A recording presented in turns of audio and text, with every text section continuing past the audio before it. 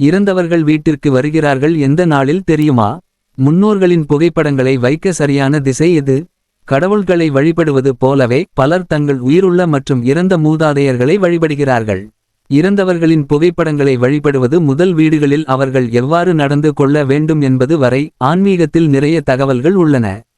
இறந்தவர்களின் புகைப்படங்களை பூஜை அறையிலோ அல்லது படுக்கை அறையிலோ வைக்கக்கூடாது.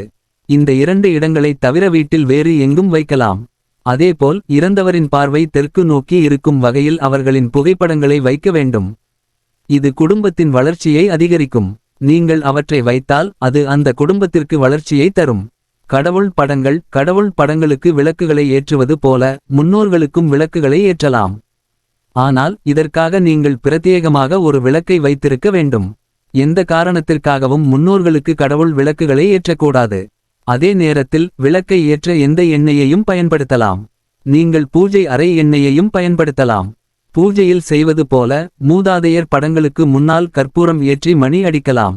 அதேபோல் குடும்ப உறுப்பினர்கள் இறந்தவரின் பொருட்களை பயன்படுத்தக்கூடாது. அப்படி பயன்படுத்தினால் ஆன்மா இறந்த உடல் குடும்பத்தினர் மற்றும் உறவினர்கள் மீது தொடர்ந்து பற்று கொண்டிருக்கும். இதன் காரணமாக அந்த ஆடையை பயன்படுத்துபவர்களும் மனரீதியாக பலவீனமடைவார்கள். மேலும் அந்த ஆடைகளில் இரத்த கறைகள் இருந்தால் அவற்றை வீட்டில் வைக்கக்கூடாது.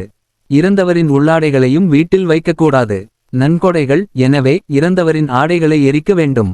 அவற்றை எரிக்க விரும்பவில்லை என்றாலும் இறந்த 10 நாட்களுக்குள் அவற்றை சுத்தம் செய்ய வேண்டும்.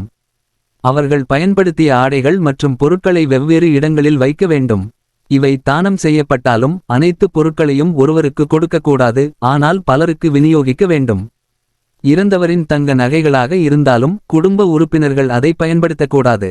அந்த நகைகளை கடைகளுக்கு கொடுத்துவிட்டு புதிய நகைகளை மாற்று நகைகளாக வாங்கி அணியலாம். வழிபாடு இறந்தவர் வீடு திரும்புவார் என்று நம்பப்படுகிறது. குறிப்பாக புரட்டாசி மாதத்தில் வரும் மகாலய பட்சத்தில் நமது முன்னோர்கள் 15 நாட்கள் பூமியில் நம்முடன் தங்குவார்கள். யமதார மன்னர் இந்த 15 நாட்கள் அந்தந்த வீடுகளில் தங்க அவர்களுக்கு விடுமுறை அளிக்கிறார்.